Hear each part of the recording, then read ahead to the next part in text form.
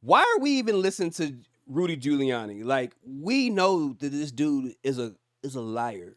Like, we know he's a liar. Like, why is Donald Trump putting Giuliani up here when we know he's a liar? He's admitted that he's lied. He's admitted that he thinks that lying is his First Amendment right. I tried to watch a little bit of this Donald Trump rally, and it was just too much for me. It was just too much ignorance for me. But there's a few things that I got and I clipped, or even stuff that I got off of TikTok, and I'm gonna watch a little bit of it, and I'm just gonna talk about some of the things that I just noticed, because I think politics just brings out the worst in people 100%. That's on both sides. That's right and left. Do. There's no pulling out. They don't do that. It's wild. And these Latinos, they love making babies too. Just know that. They do. They do. There's no pulling out. They don't do that. They come inside, just like they did to our country. You know? I think stuff like this there's no place for this type of stuff in our politics, because it only gives more division or creates more division amongst all Americans. But even if you think about it like this, what if I was to make a joke, or Harris was to make a joke and say, 99% of rapists are men, 57% are white men, they commit these crimes, 60% of white males are caught with child pornography and pedophilia, and they're pedophilic offenders. And then what if you say 60%, well, no, between 1982 and 2023, 50% of men, white men, are mass shooters. And I just be like, well, that's just what the white man does in the country. They've been like this since the beginning of time. White men are always just going around colonizing and raping and pillaging and killing people. Like, how would you feel if we got on stage and we just started talking about people like that? There's no place for this. There's a lot going on. Like, I don't know if you guys know this, but there's literally a floating island of garbage in the middle of the ocean right now. Yeah. I think it's called Puerto Rico. And even with that just reminds me of, I think just making fun of Puerto Ricans or the Puerto Rican country is just stupid. And it just reminds me, and it sounds like what Donald Trump was saying, all African countries are shithole countries. Like, again, there's no place for this in our politics, and that doesn't sway votes from other demographics. It's just a core fan base that we know who these people are. And I'm not saying it's all Republicans or it's all white people, but it's a lot of racists in the Republican Party, and that's just facts. And for me, there'd be no way that if I was a president, I would have anybody coming up and speaking for me and saying some of the foulest things imaginable. Like, and then you wonder why celebrities don't endorse Republicans that much. I mean, if you think about, even after he made that comment, Bad Bunny went and endorsed Harris. So that could possibly swing the vote in favor of Democrats, And then when you think about all the people that support Harris, you got Ariana Grande, you got George Clooney, you got Taylor Swift, you got Beyonce. Taylor Swift is a big one, and so is Beyonce, and so is Bad Bunny. But you got Eminem, you got J-Lo, you got Mark Cuban, Mark Anthony, Daddy Yankee, Don Omar, Bruce Springsteen, Bon Jovi, and then you got ICP, insane posse or something like that. Like, now you just got all of these people that are endorsing Harris, and it's just like, then you wonder, like I say, and Republicans wonder why they don't have A-list celebrities, endorsing them like that. I just think I think this type of stuff is just unwarranted in the politics. Like, it's stupid to me. Garbage in the middle of the ocean right now. Yeah. I think it's called Puerto Rico. So, I just got back from Israel about 2 weeks ago.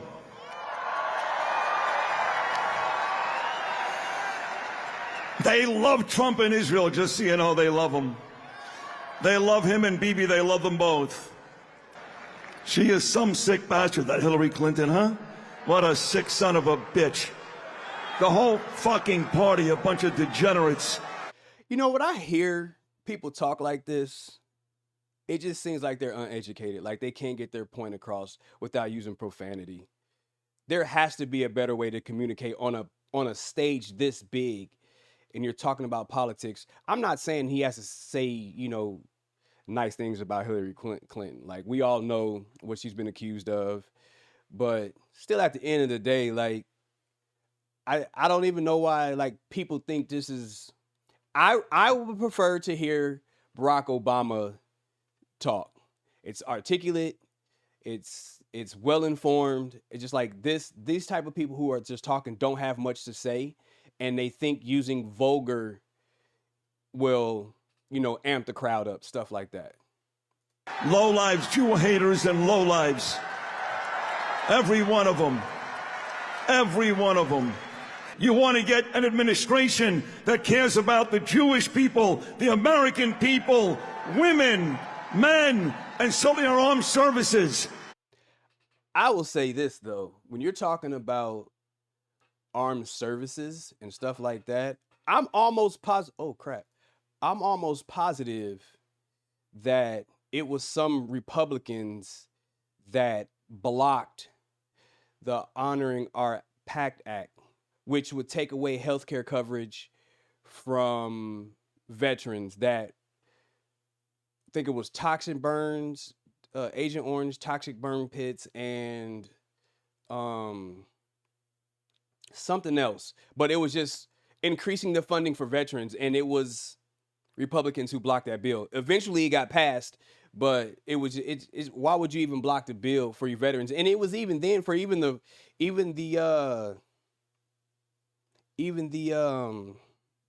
first responders bill. How long did it take for that to even get passed? And I'm not saying that was Republicans' fault or Democrats. I'm just saying that it took Congress forever to even pass stuff and health benefits and things like that for the first responders of the 9/11 terrorist attack. So, but Republicans don't care about veterans. And honestly, I don't think our government really cares about veterans anyways, because if we did, the majority of them wouldn't be homeless.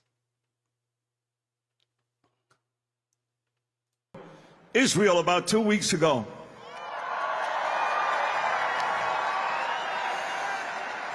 They love Trump and Israel, just so you know, they love him. They love him and Bibi, they love them both. She is some sick bastard, that Hillary Clinton, huh? I want to talk about one thing. I want to just stress is the fact that I'm on TikTok a lot. So that's where my biggest following is. It's about 47,000 followers over there. And I get a lot of engagement over there. But one of the biggest things that I've been seeing on TikTok has been don't vote for Harris because you're voting or you're complicit for genocide. And we're like, but if you don't vote for Harris, you're still going to get it because we know that Donald Trump is going to do everything in his power to back Israel. But then they say vote for Jill Stein and the Green Party. But we know Jill Stein doesn't have a chance in hell to become president at all. So to be truthfully honest with you, your best bet is to vote for VP Harris and then put pressure on her about doing more for the Palestinian people. But, I have something else to say about that a little later. What a sick son of a bitch. The whole fucking party, a bunch of degenerates. Low lives, Jew haters, and low lives. Every one of them. Every one of them. You want to get an administration that cares about the Jewish people, the American people, women, men, and certainly our armed services. Kamala, you want to talk about a fascist? No one has ever voted for you to become the Democrat nominee. And okay, I want to talk about the becoming the Democratic nominee. Correct me if I'm wrong in the comment section, because I wrote some stuff down, but I did a little bit of research and I didn't think you had to be voted in if the party already you had the majority, not vote from the people, but the majority of the delegates are, I don't know how to say it, but This is what I found right here. It says candidates do not need to win a majority of delegates through a series of primary elections. There you go. However, they don't necessarily have to be an elected official or hold any specific office beforehand. While they must earn votes of delegates who are chosen by voters, the process of becoming a nominee is more winning the support within the party. There you go. Winning the support within the party. So if you already have the support within the party, you don't got to be voted in by voters or by us. You know what I mean? And so basically, Harris quickly secured the necessary delegate endorsements and was formally voted in as a nominee during a roll call vote in early August 24. It says, unlike the traditional nominee, Harris did not go through the primary process in 2024. Instead, her candidacy gained momentum through a combination of Biden's endorsements, her visible role on key issues like abortion, and strong support for Democratic leaders and voters. This marks the first time since 1968 that a nominee did not participate in a primary similar to the path taken by Hubert Humphrey. So basically, they're just saying that she's saying that it's pretty much illegal for, you know, Harris to be the presidential nominee, which is not true. All you need is the endorsements of your party, and then they can just say you're the Democratic nominee to become president. So I don't know what she's talking, and I think a lot of these people know what they be talking about, but they're just saying things to be divisive, just 100%. Boarding crossings with over 325,000 children who are being sex trafficked, murdered, and missing. Those are the records you hold, Kamala. Okay, so far as these records about the over 300-something thousand children being sex trafficked, you know, sexually abused, murdered. Correct me if I'm wrong, but the vice president doesn't have the power to enact anything. Now, I do believe that Biden left her in charge of some type of border stuff. I had to go back and look because I don't remember off the top of my head. But even if that is the case, right? Even if that is the case, correct? Who blocked the immigration bill that was brought by Republicans? It had support from both sides, Republican and Democrats, and then Donald Trump blocked that bill that would curb some of the concerns for the Border Patrol and immigration. And he blocked it so he can run on it for to become the president at the end of 2024 for the November elections.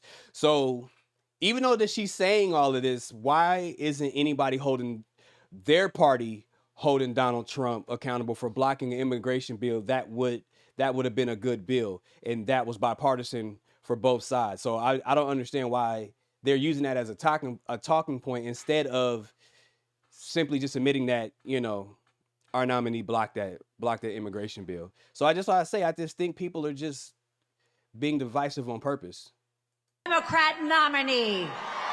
And record boarding crossings with over 325,000 children who are being sex trafficked, murdered, and missing. Those are the records you hold, Kamala. The Clintons and Obamas can get out of our White House because America has had enough with you all. Ladies and gentlemen, Kamala Harris is the least qualified candidate. Okay, so one, I've never liked Grant 100%. I think he's a snake oil salesman. I don't think that he has the capacity to care for anyone but himself because he loves his money. The more tax breaks for him, the more money he can put in his pocket. So I'm 100%, he does not have the best interest of the American people. But even on top of that, though, like, Grant, bro, he's like, come on, bro. You literally have faced scrutiny regarding the marketing practices of your course that you've been selling. 100%. Critics argue that he often exaggerated the claims about the potential returns on investments and the effectiveness of the courses. 100%. And even on top of that, in 2018, him and his company they were named in a lawsuit alleging security fraud. So not trustworthy. Like it's just like a lot of people that Donald Trump is putting in his around him and surrounding him and talking for him, like they just are not good people, man, at all. And for him to say that Kamala Harris isn't she's the least qualified to run for president. If you even look at her, even if you look about her professional accomplishments, she has a college degree, she got a law degree, deputy district attorney, attorney general, U.S. senator, now the vice president. She has Donald Trump doesn't have any of that, and she also has extensive political and legal advocacy and experience in high office, which exceeds anything that Trump has done, regardless of the policies or how you think she was on crime. If you think that she was hard on black men, you think that she was locking up a lot of black men, we can have that for a different conversation. We can debunk that, or we can talk about stats. We can, do a little research. If y'all want to talk about that, we could talk about that. But just off her professional achievements alone, she is more qualified to be president more than Donald Trump. Now, you cannot like her, but you would have to be objective in the thinking that her accomplishments are way better than Donald Trump's. 100%. Ever run for any political office in American history. What's happened to God? Any political office in American history. What's happened to God? We don't pray to him anymore. We're not allowed to. We don't bring God back. We don't come back. You know what? I really hate when people bring God into situations like this. Matter of fact, I'll tell you where God went. He doesn't recognize you. I'm going to tell you why he don't recognize you, because religion and politics don't mesh. And on top of that, when you think about religion and you think about these big structures of Christianity, Catholicism, let's talk about how the Archdiocese of Los Angeles agreed to pay $880 million of hundreds of victims and of clergy sexual abuse dating back decades. Let's talk about that. Why would we bring religion into this? God don't recognize any of this. Even if Jesus was to be here today walking amongst us, y'all would crucify him. But let's talk about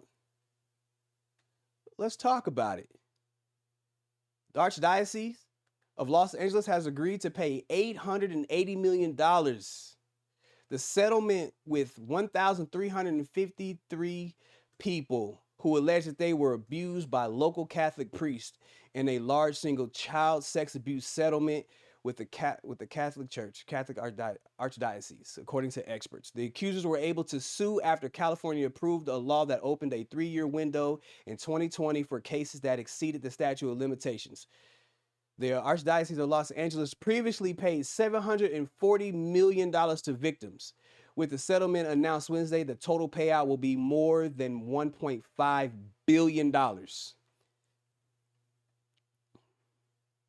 Again, that goes back to the statistics about white men, child pornography, and pedophilia. But come on, like, in God we trust, I guess, because people are using God to abuse children, abuse people. Yeah, come on, bro. Like, it's stuff like that that frustrates me. And even then, why are I would say why is any politician bringing in religion and God when you're supposed to separate state and church, or church and state? But mainly, why do Republicans bring in God and Christianity when Trump does not hold any Christian values in God's eyes?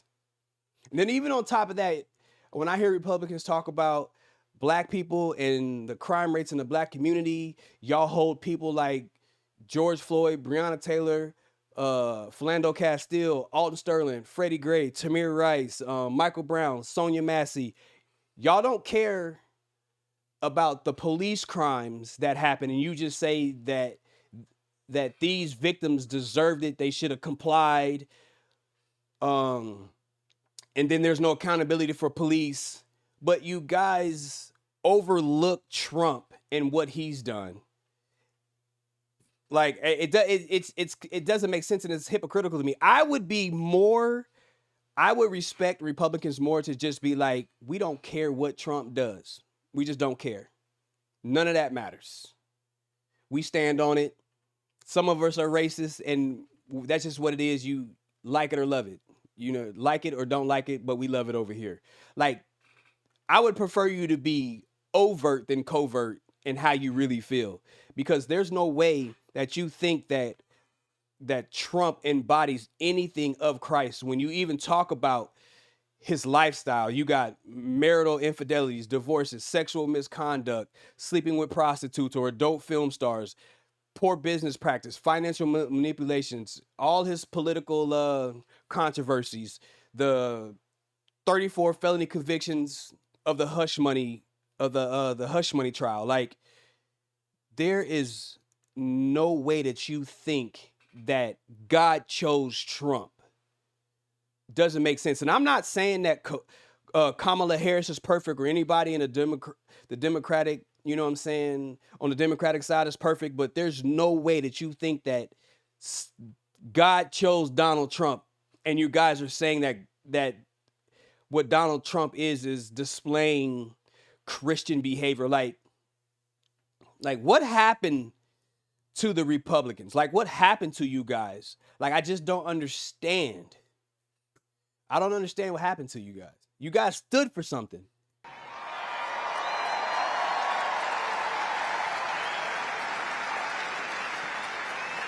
September 11 was our darkest hour. October 7 was Israel's darkest hour. I can't stand They this are guy. our best friend. I worked for Ronald Reagan for 8 years. Ronald Reagan said, we have to be there for Israel always, because they are always there for us.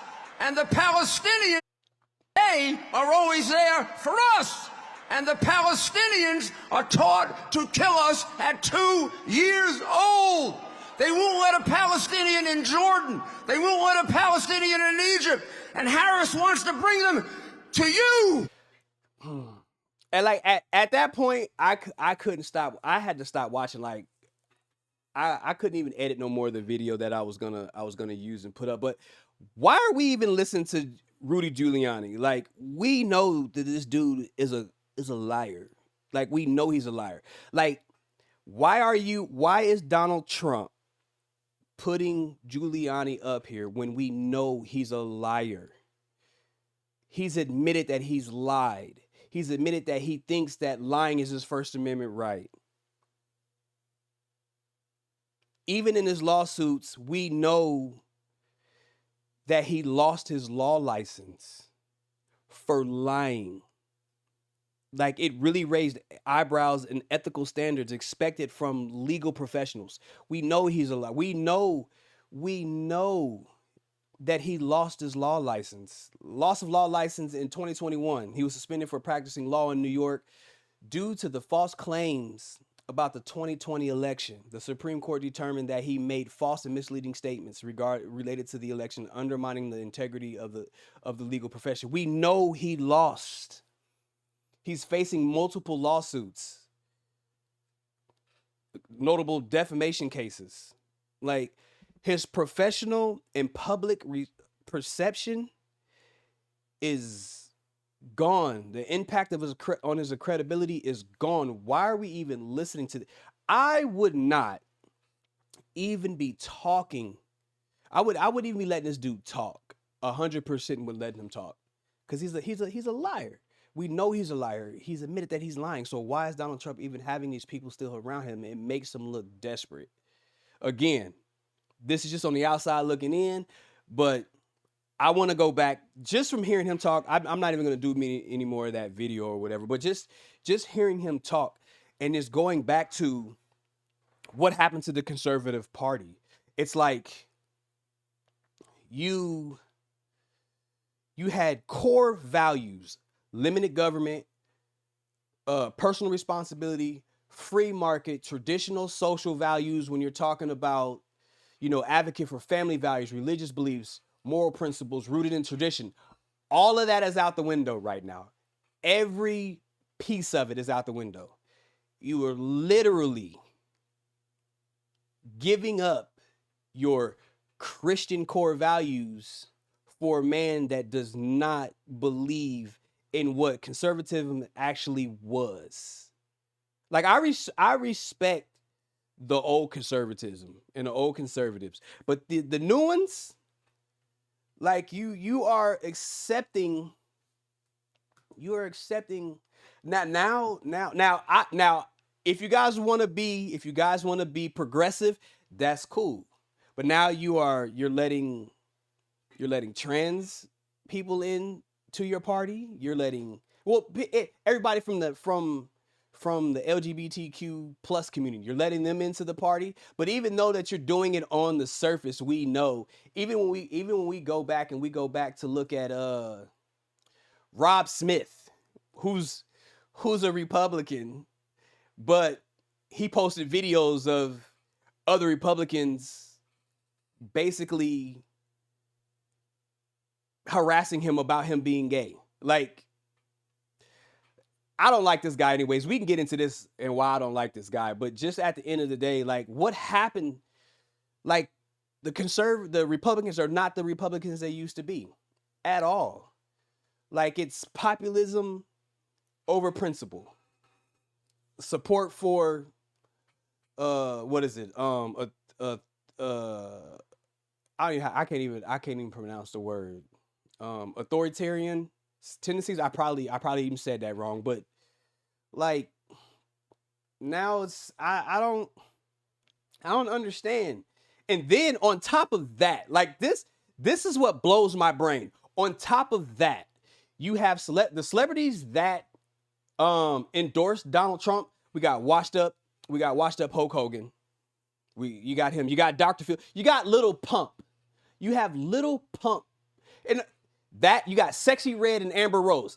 I made a video about this on my TikTok and my Instagram, and you have Sexy Red and Amber Rose that don't have any core values of conservatism. None. Sexual promiscuity, sexual empowerment.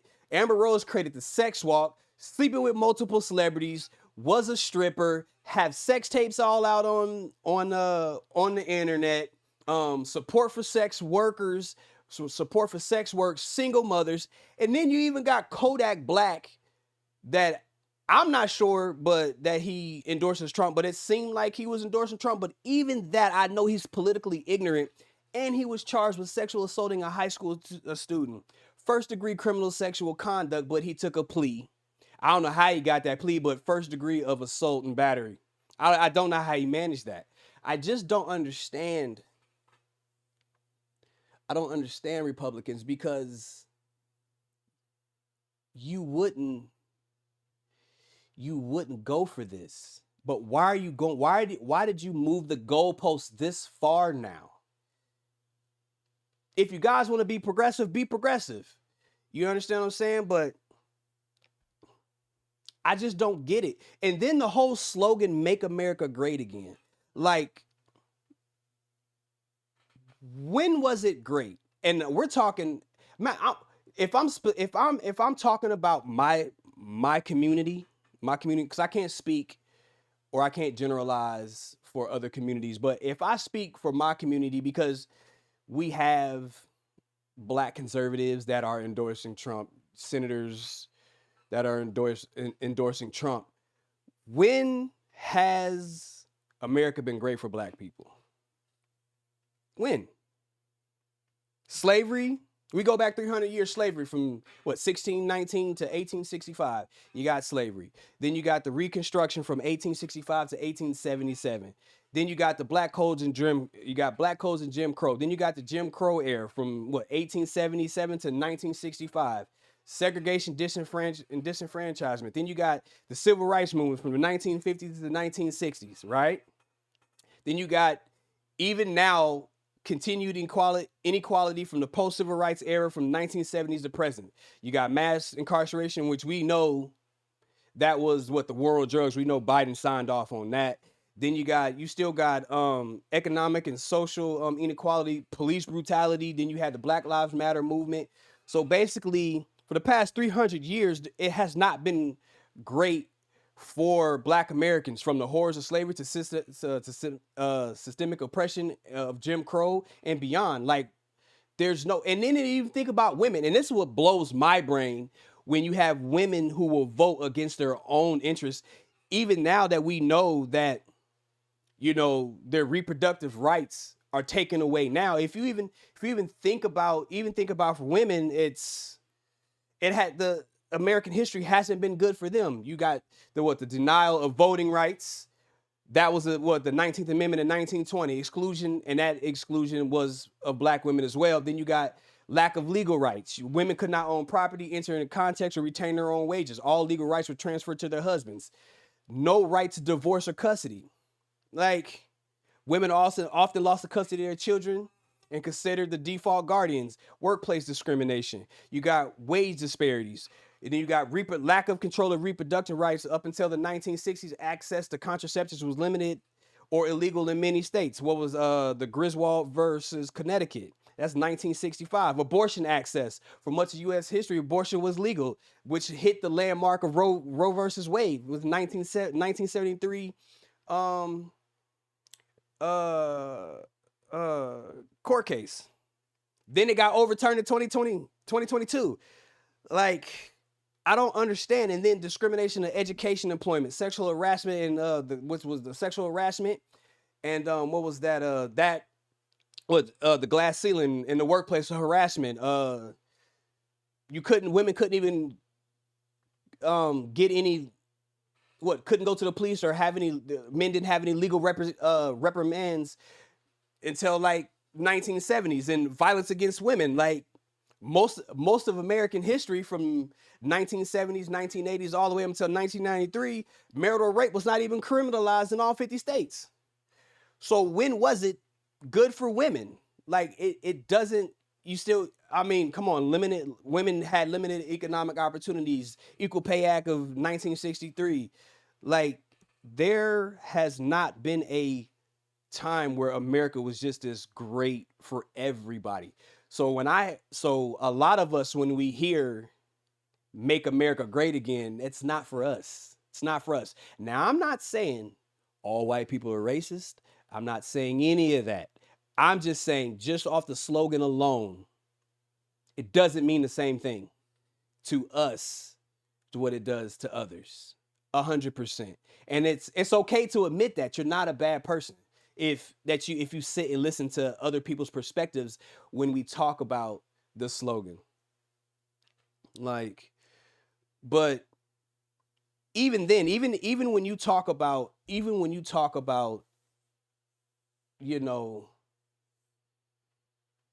Democrats, and this is how I see it. You got your left, you got your center, and then you got your right. Your right is your Republicans. The center is just people those are the swing voters. And then you got your left, which is going to be, your Democrats. But this is what I believe. I believe that nothing is going to get done if Democrats do not compromise, because the nation is slowly shifting to the right, 100%. And don't get me wrong, I understand the framework to reject the system and to not participate in it.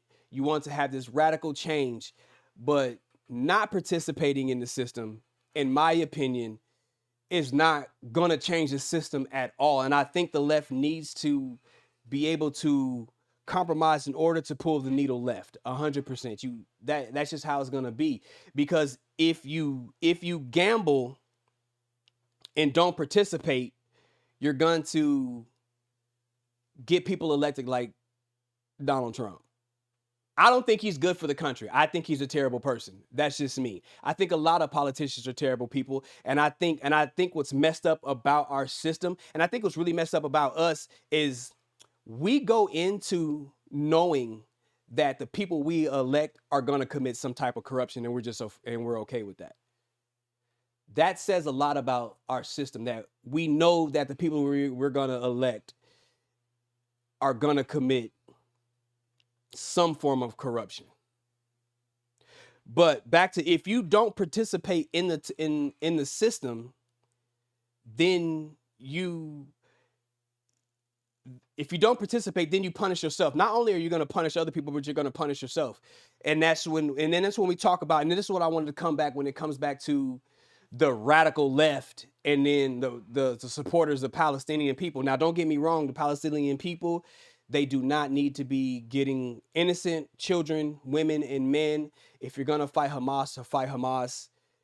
But just indiscriminately killing everybody and saying children who are born are automatically terrorists is wild statement to even make. And it even to go about committing genocide or just anything internationally like that needs to stop. There needs to be a ceasefire. There needs to be some form of way that they can coexist.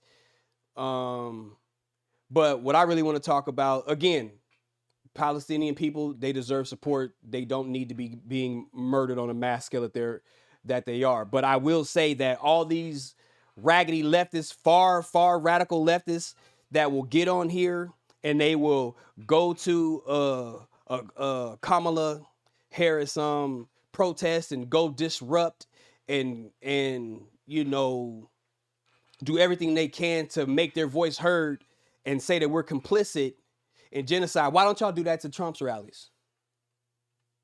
Why don't y'all do that to any of his rallies? You know why? I can tell you exactly why. Because you are not safe at a Trump rally.